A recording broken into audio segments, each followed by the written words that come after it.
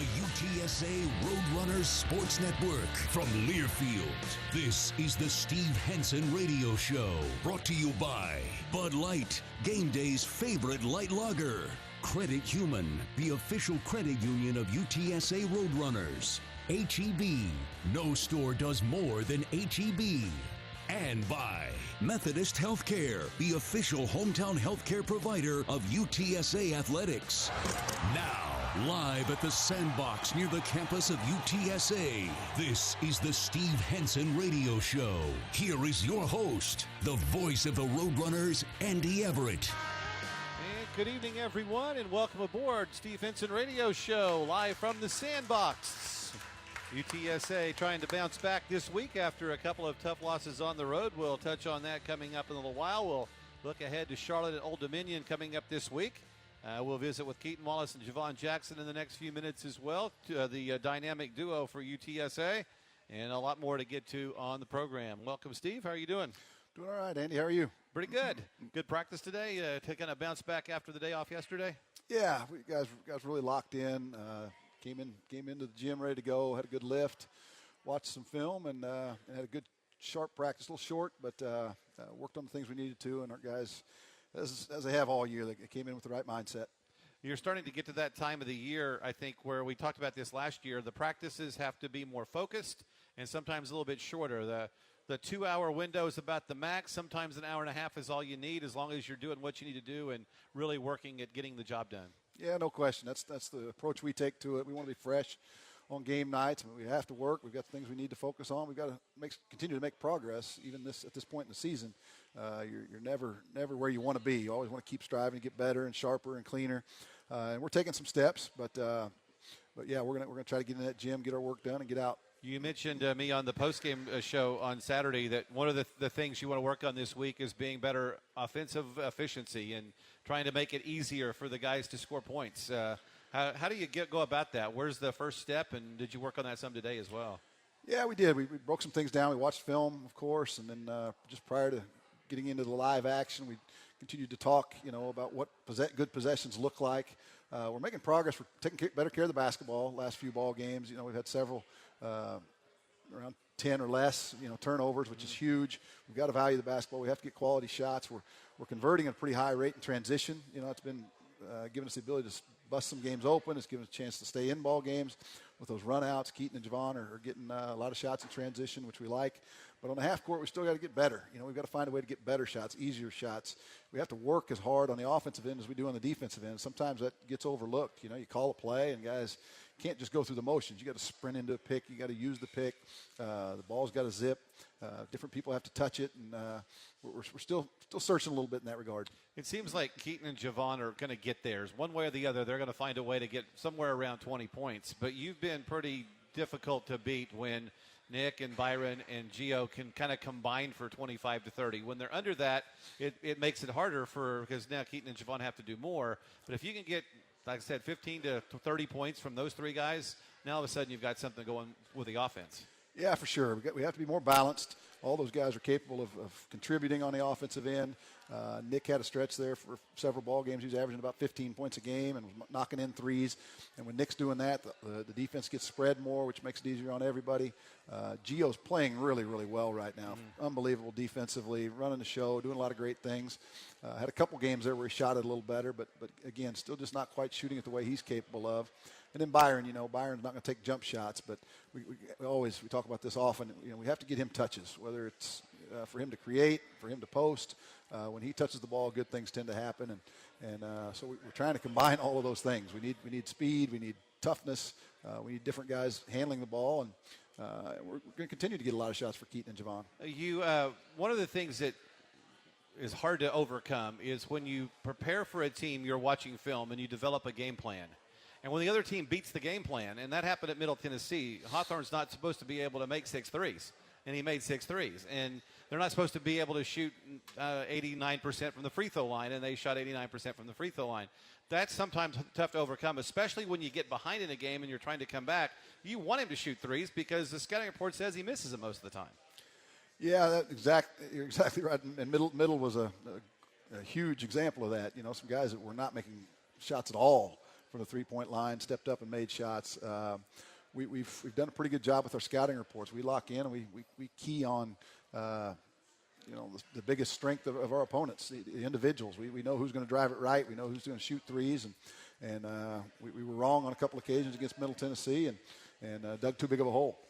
How do you, when you look back on a film like that, and I know you want to blame yourself to a certain extent, but is sometimes the other team just plays better? Yeah, it's kind of hard to ever say that, but it was one of those nights where they just bombed in shots in the first half, and so then you go back and look and say, well, were those effort? Was it lack of effort? Was it wrong scouting report? And a couple, again, they had one player who was 1 for 18 on the year, made a three in the first half against us. So that one's on us. That's our responsibility. But the first 2 or 3 shots they hit, we had great contests. Right. We had hand right there in their face, and we've been talking about that. Even against some of these guys are shooting high 20s, maybe low 30%, but certainly high 20s. If they're shooting a lot of threes, they probably are shooters that just haven't clicked yet. So we're not daring people to shoot, and we're not the longest on the perimeter. So we have to. There's going to be a little give and take, and our primary focus is keeping the ball out of the paint, and we typically do a pretty good job of that.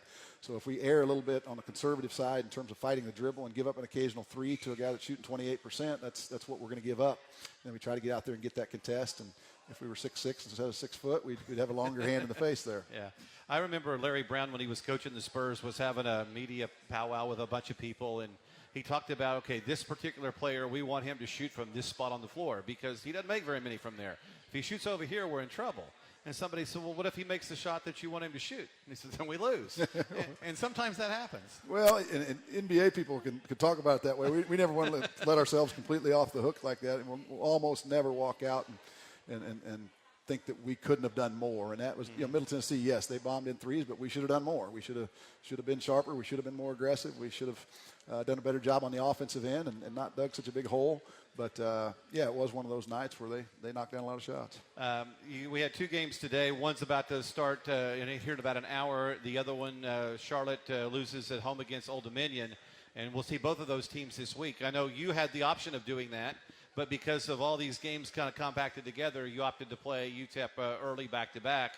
But now you'll see Charlotte and Old Dominion coming in this weekend with an extra game. Yeah, in this case, it worked out pretty well for us because we started the season playing well, faced UTEP twice, and got both of those games. And now, we had a light, short practice today while Charlotte and Old Dominion were going banging against each other today. So they'll have a shorter prep time for us. They got to travel out here. So that, in this case, that will play into our advantage. But, there was no exact science. The league allowed us to decide when we wanted that second game against our travel partner, and obviously four teams opted to play today. And the bottom line in this league, there are no easy games. If you don't play well, the result's not going to be in your favor. No question. I mean, looking at these scores the other day, Charlotte, the team that in theory is rebuilding and down a little bit, and they beat La Tech by 15. And they were up 10, I think, against Old Dominion today. And Old Dominion, we've got unbelievable respect for them. So I think the bottom of the league is better this year than it's been the first 2 years since I've been here. So in the past, we've always said that the teams at the top were really, really good, but there were some teams at the bottom that were typically struggling. And right now, the teams at the bottom are hanging right in there. So it's a tough league top to bottom now. It's the Steve Henson Radio Show presented by Methodist Healthcare. Methodist Healthcare is the official healthcare provider of UTSA Athletics. We'll come back with more. We'll visit with the players, Jhivvan Jackson and Keaton Wallace, in the next couple of segments. It's the Steve Henson Radio Show from Learfield.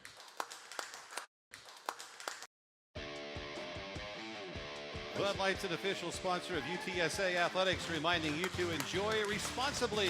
And Roadrunner fans, Credit Human is proud to be the official credit union of the Roadrunners.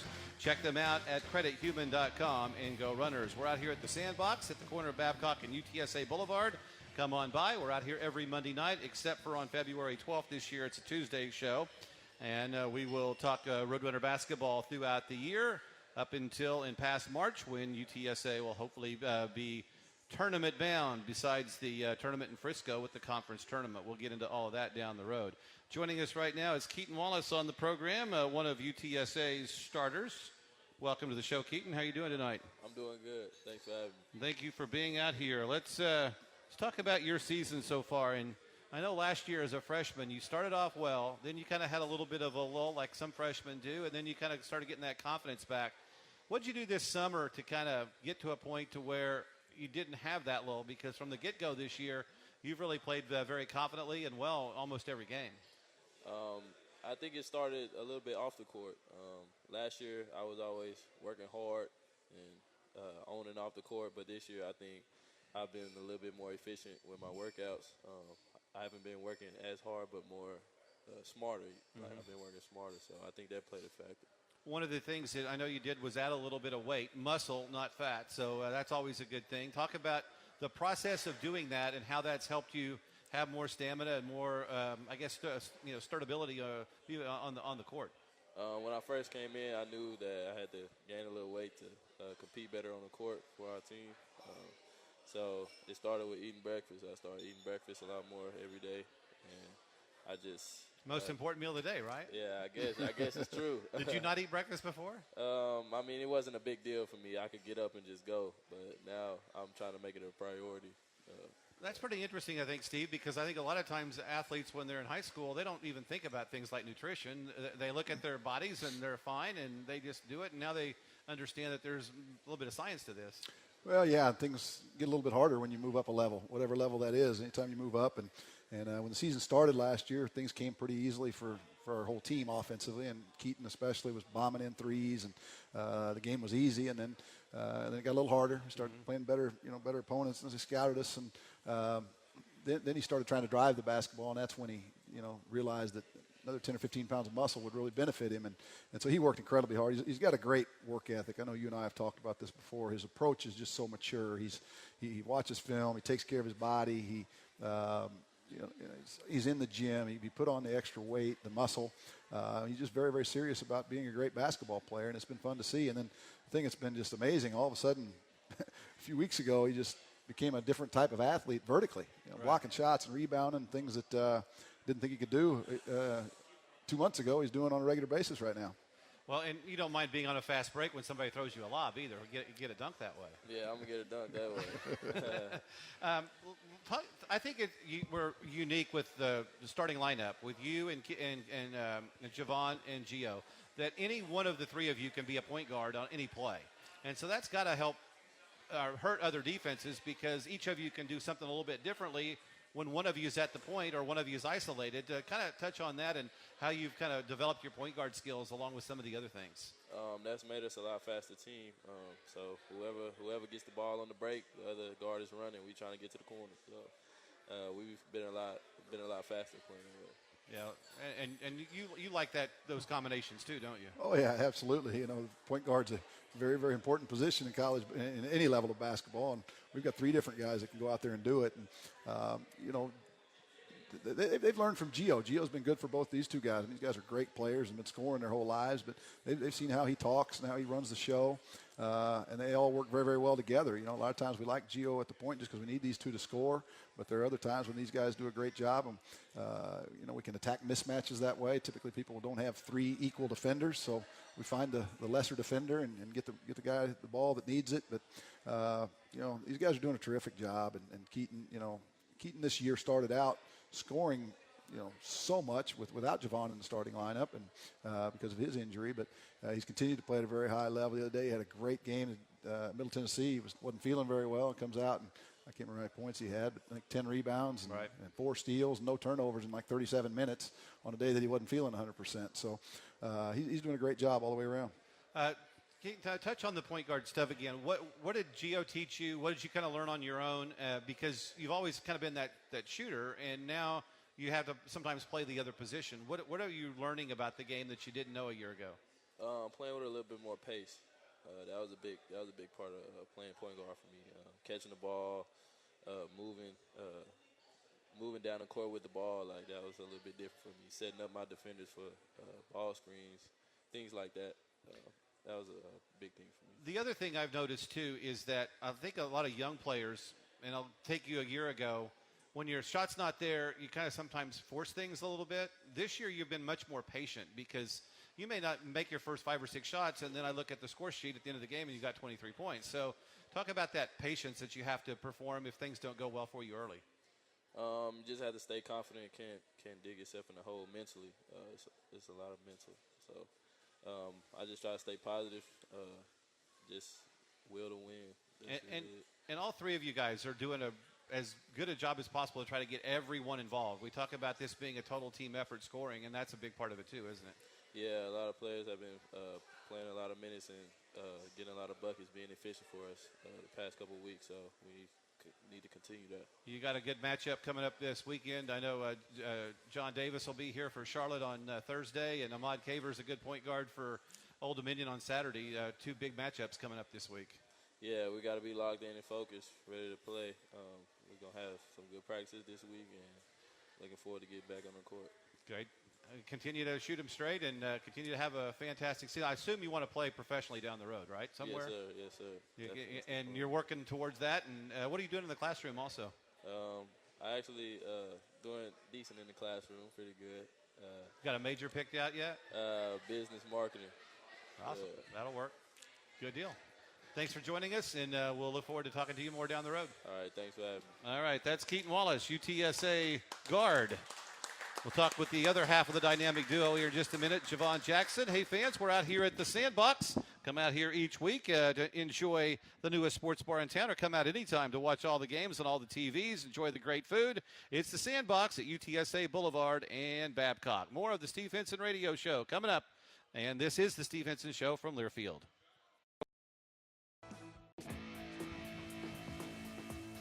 Kickapoo Eagle Casino Hotel and Eagle Pass is the place to go to have a great time. Visit LuckyEagleTexas.com to join the all-new Players Club and play your way to greater rewards. Come and play. It is the Steve Henson Radio Show. We're out here at the Sandbox at the corner of UTSA Boulevard and Babcock. Come on in here and join us tonight if you can. Joining us on the program right now is Jhivvan Jackson, one of the other guards for UTSA. Welcome to the show. How are you doing? I'm good. How are you? I'm doing good. Doing good. Thanks for being with us. Well, I want to go back to the beginning of the year for you, because you didn't get to play right away for this team because you're coming back from the injury, and then you had some restricted minutes. What was that like for you for the first time, I think, in your career, probably, having an injury where you couldn't play basketball? How tough was that? At first it was really tough, but, after a while, I really just stayed positive, and I just did everything in my power just to get back as fast as I can. Do rehab every day, practice with my teammates until I had to get off, and just getting better every day. That's really what I did, and I always stay positive. How much do you hate playing with a brace on? I hate it a lot, but I gotta use it. Yeah, you don't want to get hurt again. Yeah, I gotta use it for the rest of the year. So, as long as I step on the court, it don't matter what. It don't matter with me. So I just got used to it. I don't know that I've ever seen a player that's more at home on a basketball court than you. That's your sanctuary right there, isn't it? Yes, sir. Them 4 lines, and there's everything. I give everything I can out there. Yes, sir. I remember last year, and Tim Carter and I were talking about this after a game. It was a game that we lost, and you'd missed like 3 free throws in the last 6 minutes. And before anybody had left the gym, before Steve and I are doing the post-game interview, and you're out there shooting more free throws. You were so mad at yourself for missing those free throws.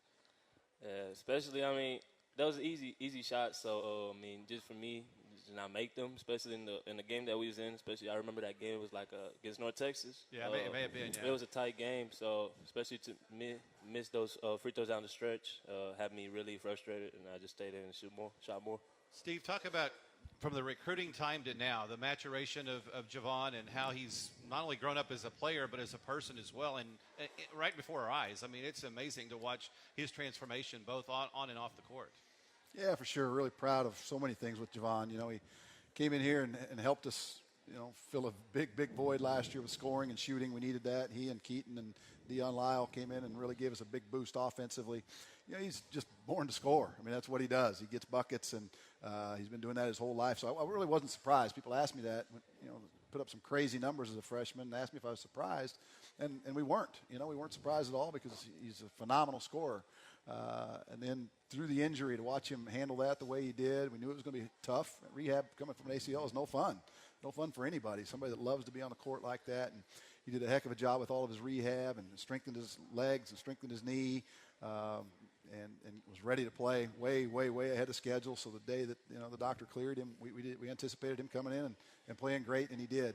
But then again, in the classroom, his effort to connect with his teammates, he took a huge step in that regard, and that's important for us. For him to embrace being a great teammate every day. He's practiced a lot better. He's a much better practice player this year than he was a year ago. And those things are vital when you got a guy, when your best players practice well, you got a chance to be a good team. One of the things I've noticed, Jhivvan, is that you're really trying to set up other players. You can get your shot. You can get a shot when you need to. But to get everybody involved, especially early in games, that's kind of a point guard mentality to a certain extent, isn't it? Yeah, I mean, even before I got to UTSA, I mean, I used to be a point guard, but a scoring point guard. But I mean, I love getting my teammates involved, especially just to have them feel good at the beginning of the game. Get them wide open looks, because the way they're playing defense on me and Keaton, everybody else is open most of the time. So we just trying to get them feel good of themselves, confident, so they can open up everything for everybody. And when you become a driver, most of the time either Nick's guy or Byron's guy is going to leave them, and they find a way to get open. So it's a pretty easy pass, isn't it? Definitely. It's an easy pass, and that's a shot they make most of the time. So, me and Keith everybody trusts them to make those shots, and we want them to take those. I think one of the most fun part of watching you play is there's times in games when you shoot a three, and as soon as it leaves your hands, you're walking back the other end of the court. You know it's in. Definitely. I think every shooter got that on them. Sometimes when it's going in. Sometimes you got to look at it a little bit more just to see if it goes in. Body English a little bit. You got to look at it a little bit more, but it's just a natural feeling of knowing if it's going in.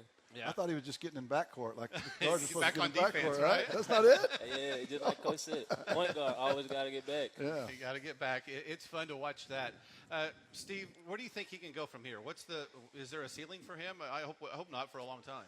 Well, no, he's going to keep getting better, and that's the exciting thing. When you have players like these two that had unbelievable freshman years, and then for them to take a huge jump, that's pretty impressive. It says a lot about them, and I don't think either one of them are done getting better. They've improved defensively, both of them. Again, the way Jhivvan is practicing now will help him become a better player. He's always been a gym rat. He's always been in the gym himself, but his practices this year are a lot better than they were a year ago. There's a lot of guys that say they're not afraid of the stage and are. Yeah. He's not afraid of the stage. I love the stage. I really love the stage. I love it. Yeah, he does, and it's he proved that when we played Oklahoma, when we played Nebraska, all those big games. When games on the line, he wants the ball, and as does Keaton, Jhivvan. Jhivvan hit a bunch of game winners his freshman year. So when you get those kind of weapons out there, it's really, really fun to watch them do their thing, and Jhivvan's going to put the ball in the hole. And the game against North Texas, the play kind of breaks down. You lose the kind of control of it, but get it back and make a shot, because that's what scorers do. Got to find a way, and it just happened. It was a moment, it happened it just happened right there. I really don't even know, to be honest with you. But that goes back to the hours that you've been in the gym and the creation of shots. And there's something that you've kind of mimicked at some time over the years to be able to pull that off. Most definitely, especially the floaters. I mean, every time, most of the time I drive in the paint. I'm shooting a floater now. So that's really the shot I got against North Texas, and it was kind of close. I made it.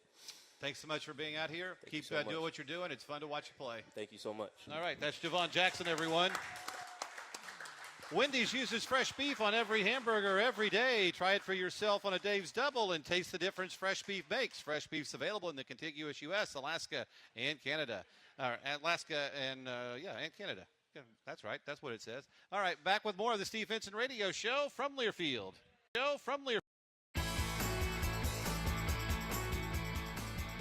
It's the Steve Henson Radio Show presented by Methodist Healthcare. And Methodist Healthcare is the official healthcare provider of UTSA Athletics. If you're looking for a new or pre-owned car, look no further than Ancira.com. Shop every make and model in one location and get a great low Ancira price only at Ancira.com. Today in Conference USA, there was an afternoon game. Old Dominion comes back to beat Charlotte by 6. And we'll see both of those teams in the convo this week, Thursday and Saturday. Let's talk about Charlotte, and they've got one of the best players in the league and probably an NBA guy in John Davis. Yeah, he's a terrific player. They were talking about him when we got here 2.5 years ago, how good he was at that time, and he's proved it. He had a game winner against us in the convo our first year at the buzzer. Broke our hearts, and he came at their place last year, had a big game. He can score in a variety of ways. He's a true scoring point, can shoot mid-range, can shoot threes, strong enough to get to the basket, shoot free throws. He's a handful. And go into looking at the film, anticipated him.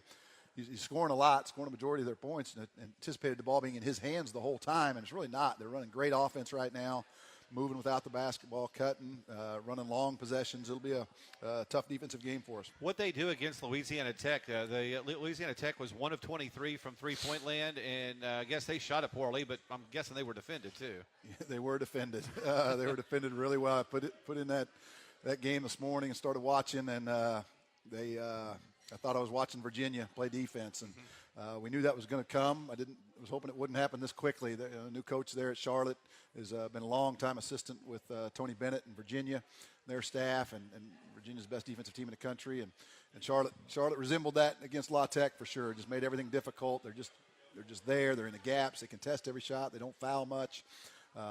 True, pack line. You hear a lot about that. And Tony Bennett and his dad were kind of the brains behind that type of defense. And Charlotte may not be there yet, but they're pretty good right now.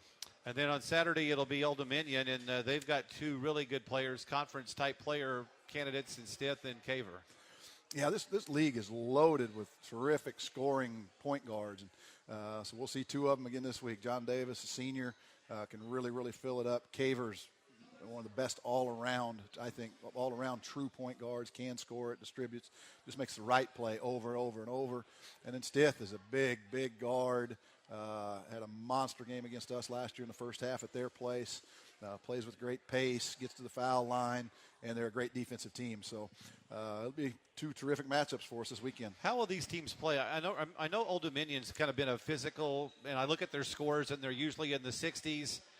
Charlotte, I'm not so sure. What are these? Are these teams contrasting in styles? Charlotte offensively is really going to look to run clock. They're going to have long possessions. It'll be similar to the North Texas game where they move it, and then try to take the shot late in the shot clock. They're 340-something in the country in tempo. So Charlotte wants to run clock, and then they're hard to score on, which also slows down the game. So that'll be a challenge. Old Dominion's just really good defensively. And, yes, they're physical. They're not typically an up-tempo team either. So there'll be some similarities there for sure.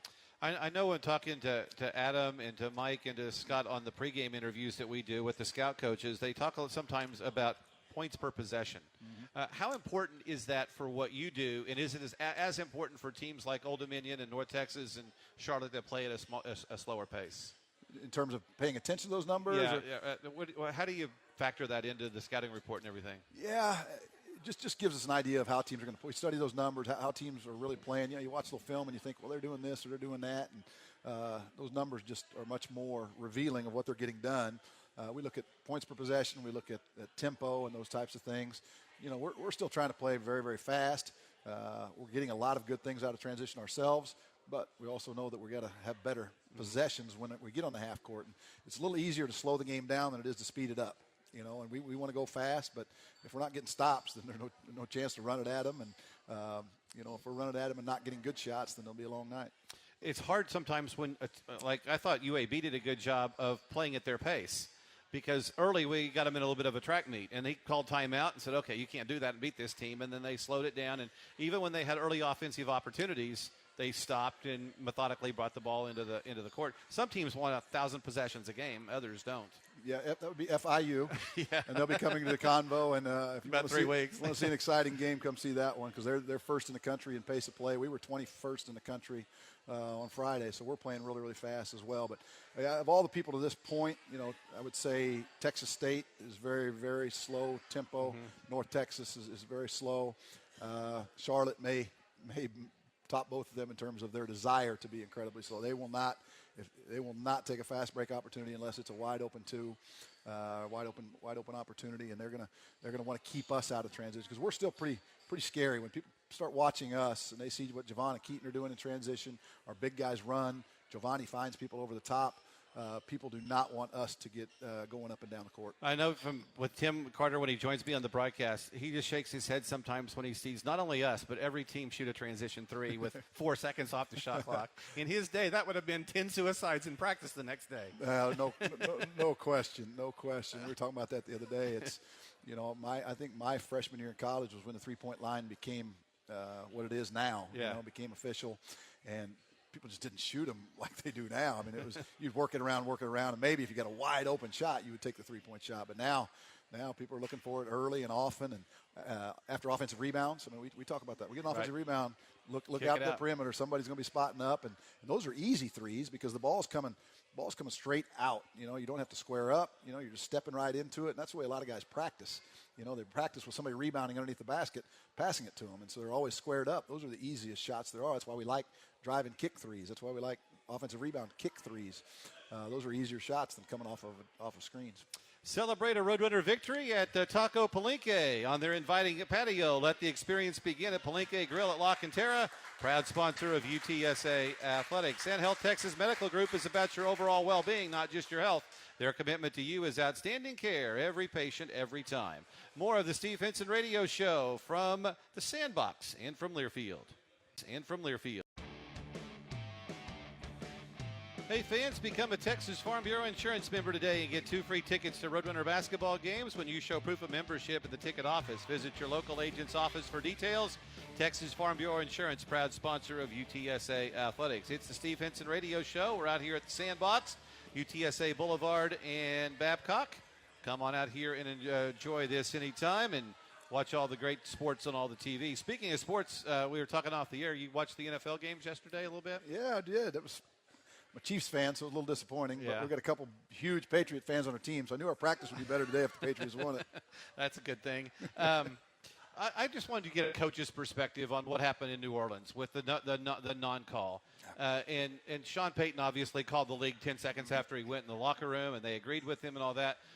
What do you tell your team when you lose a game? And I know coaches never want to blame officials, and there's rules against how you can criticize officiating that can get you in trouble. But what do you tell your team when something like that happens? Have you ever been a part of anything like that, or has ever? Oh yeah, for sure. There's always. I think we've all been in games where something happens late in the game that changes the outcome, and it's unfortunate. It's the official.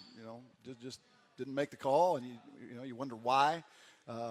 But you just talk to your team about how many possessions were in that game, how many opportunities, how many different things could have changed the game prior to that play. And in basketball, if you lose a game by 1 point, you can go back and look at every possession. Every possession. We could have boxed out here. We could have converted this layup. We could have not turned the ball over here. And so it just it's not typically what anybody wants to hear right at the time, but it is the right thing. Every possession. You're giving me an opportunity to start talking about instant replay here, official reviews. But the first possession of the game is just as important as the last possession of the game. Right. You score the first bucket and you lose, and you win by 1.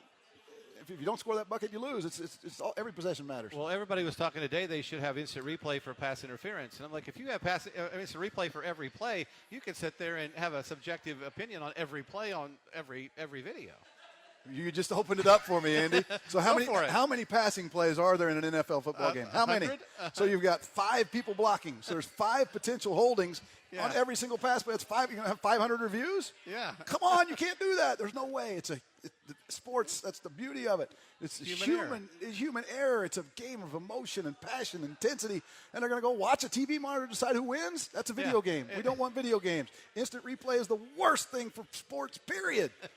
And I remember at the Big 12 this year, I was watching the OU game, and they've got a TV that's from end zone to end zone that's 800 feet long, and they're reviewing it on an iPad. Well, and then what's worse than a review? When they go review and then they still get it wrong. Yeah. And that happens all the time. You still have to make a decision, and they get it wrong after they review it. It's terrible. There you go. Thank you, Andy. Thank you. I want you to vent a little bit. Oh, that was awesome. All right, let's get back to basketball and practice. One of the things that I've noticed since day one with you and watching the practices is you do, I guess, for lack of a better word, situational things. It's not just a scrimmage every practice. You're working on a play, and, okay, there's 50 different ways to run this play. Let's run it this way this time. And you kind of stop the play and kind of explain what they did right and wrong and how they can do it better. Where did that? Is that something that you learned from Lon and other coaches in the past? Yeah, probably so. And we've got to continue to have an element of tempo. We need some up and down in practice. When you get deep in the season, and that goes away to some degree. We have a lot of half-court stuff, a lot of two-possession. If you do 2 possessions or even 3 possessions, there's a lot of opportunity for teaching. You can go back and quickly review all 3 possessions. Get to this point in the season, we'll do a lot of 2 possessions, and then we can talk about what we did right. We needed to have a better angle on that screen. We needed to execute better. We needed to set our man up. And so there's a lot of opportunity for teaching without just absolutely stopping the practice. And so we try to keep things moving. We want our practice to be short and sharp, but we also love to be, thorough and cleaning up our actions at all time. And anytime we're huddling up, there's always, Coach Peck might be working with the other team, and he's got an opportunity to teach those guys. Coach Thompson might be down there with the big guys, and there's always teaching opportunities at that point when we do huddle up. And you're always trying to figure out a different wrinkle for different plays too, aren't you? Yeah, for sure. We're constantly changing, constantly adding things to our offense. I think we're a hard team to scout. We've got a really high IQ team.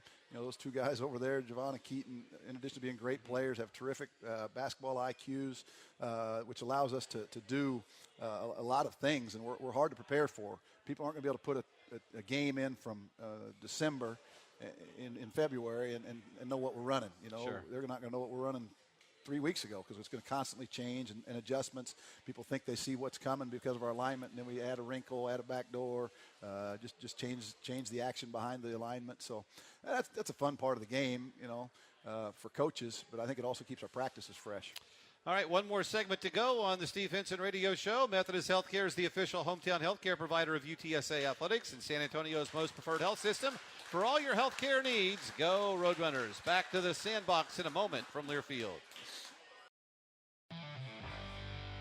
Wendy's uses fresh beef on every hamburger every day. Try it for yourself on a Dave's Double and taste the difference fresh beef makes. Fresh beef's available in the contiguous U.S., Alaska, and Canada. It's the Steve Henson Radio Show presented by Methodist Healthcare, the official healthcare providers of UTSA Athletics. I know you guys are always busy recruiting, and the guys are out there doing that. Other than the players that we signed early, I know you can't talk about the guys that may or may not come, but how's the overall recruiting going right now? It's going really well. We got some really strong relationships with some kids right now that are excited about what we're doing. Coaches are working like crazy. Coach Hood's on the road today, lining up a visit this weekend. So a lot of good stuff going on. Our guys are working really, really hard. And again, we put a lot of effort into identifying the right guys. Guys are come in here and be able to fit in our locker room. It's easy to find good players, but we're looking for guys that'll help us continue with our great chemistry. Our practices are good every day because our guys care about each other, and that's very, very important. Our atmosphere, our environment, our culture, we'll continue to recruit that way. We're going to continue to recruit guys that can shoot the basketball and that'll play like crazy defensively, that can defend multiple positions. Yeah, the assistants are always looking at film or looking at a game or going to a game. I think Scott Thompson's got about 1 million frequent flyer miles. Yeah, those guys have been hustling like crazy, and typically if, like this week, the 2 scouting reports, assignments are Coach Thompson on Thursday and Coach Peck on Saturday. So Coach Hood does not have a scout this week, so he's out recruiting right now, and then he'll get back in time for 1 or 2 practices and even be here for the games. All right, some thoughts on the Charlotte game and defending John Davis. Yeah, we're going to have to do a good job on. He's a great individual player, but then when I saw the system they're running right now, it's going to be an interesting game for us defensively. We've got to find a way to get a little tempo. But John Davis is a guy that, I think Charlotte would like the game to be in the 50s or 60s, and probably like him to have 30 of their 50 or 60. So we got to do a great job on him, and then we got to guard all their actions. It's good action off the ball, splitting and fake splitting and back cutting. It's good stuff. It's not fun to it's fun to watch if you're not guarding it, but we're gonna have to guard it. Yeah, well, I'm sure you guys will do that, and you guys do a lot of film study too, so that's a big part of this. Yeah, we do. The coaches do a great job. It's the guys that have the scouting report. When we got done with our game Saturday, Coach Thompson had everything ready for me for Charlotte, and did all the legwork there. And, the staff, we watch film together. We watch with our players every day. We watched a little shot of Charlotte today just to show our players the actions. We'll get a lot more familiar with their personnel tomorrow and then get real specific on Wednesday. All right. Can't wait till Thursday night. We'll look forward to a couple of games this weekend. All right. See everybody All at Convo. All right. That's Steve Henson. That's the Steve Henson Radio Show. It's presented by Methodist Healthcare, the official healthcare providers of UTSA Athletics. On the air, 6:30 on Thursday, 2:30 on Saturday. Tickets available, 458 UTSA, and online at goutsa.com. Have a great evening, everyone. It's the Steve Henson Radio Show from Learfield.